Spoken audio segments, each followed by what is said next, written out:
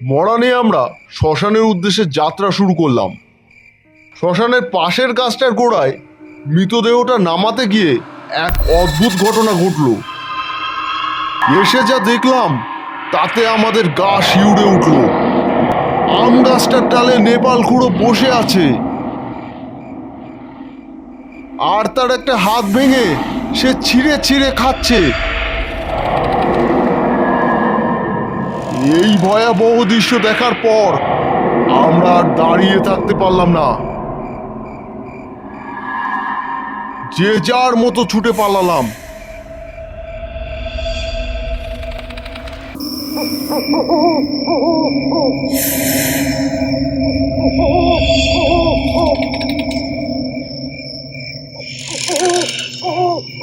দৌড়াতে দৌড়াতে আমরা সকলে গ্রামের রক্ষাকালী মায়ের মন্দিরের সামনে এসে পৌঁছালাম। আমি সকলকে বললাম, আমাদের আর এখানে থাকা ঠিক হবে না, যা করার কাল সকালে করা যাবে। এখন চলো তাড়াতাড়ি বাড়ি চলে যাই।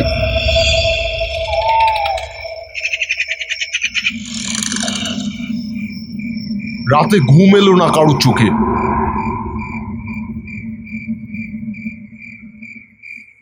ভয়তে ভয়তে কোনো রকমের রাতটুকু কাটলো।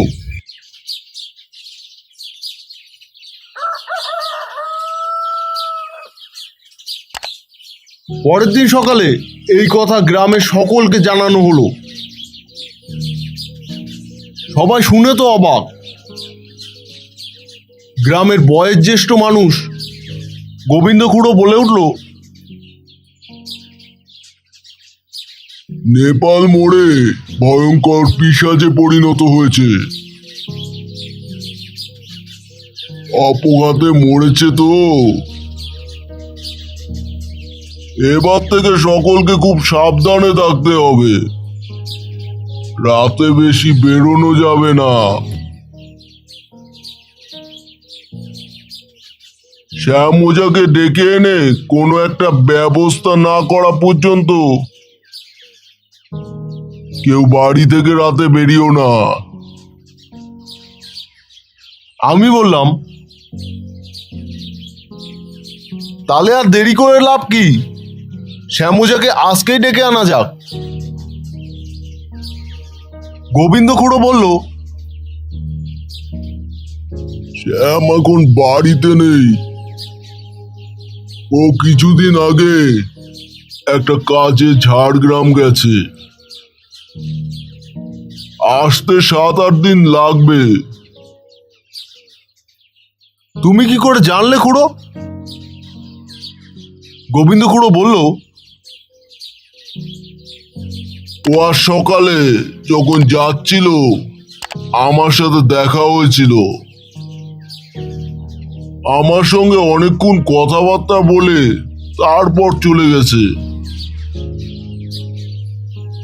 তখনই ওর মুখ থেকে সব কথা শুনেছিলাম। ওই ঘটনার পর বেশ কিছুদিন কেটে গেল। সবকিছু ঠিকঠাকই চলছিল। তাই আমরা শ্যাম ওঝার কাছে যাওয়ার কথা ভুলেই গেলাম। আর সেদিনের ঘটনাটাও মন থেকে থিতিয়ে এসেছিল অনেকটাই। বেশ কিছুদিন পর পাশের পাড়ার নন্দ খুড়োর ছেলেটা গরু চড়িয়ে বাড়ি ফিরছিল সন্ধেবেলায়। গরুগুলো বাড়ি ফিরে এলো, কিন্তু নন্দ খুড়োর ছেলেটা বাড়ি না ফেরায় নন্দ খুড়ো খুব চিন্তিত হয়ে পড়ল।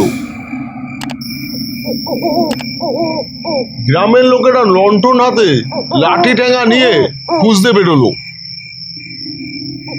অনেকক্ষণ খোঁজাখুঁজির পর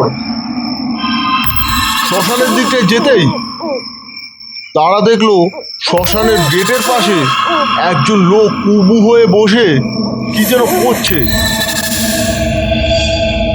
আর তার পাশে কি যেন একটা পড়ে আছে। সামনে যেতেই যে দৃশ্য চোখে পড়ল তা তা দেখে সবার ভয়ে শরীর শিউরে উঠল।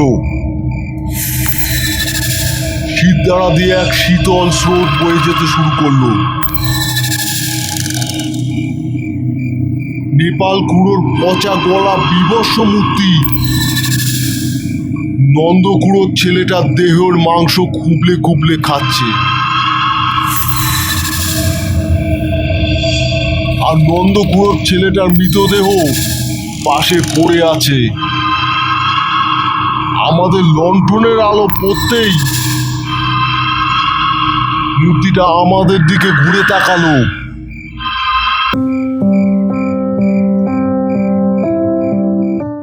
বন্ধুরা, আজকের গল্পটি কেমন লাগলো আমাদের কমেন্ট করে জানাবেন, আর অবশ্যই সাবস্ক্রাইব করবেন, লাইক করবেন এবং শেয়ার করবেন।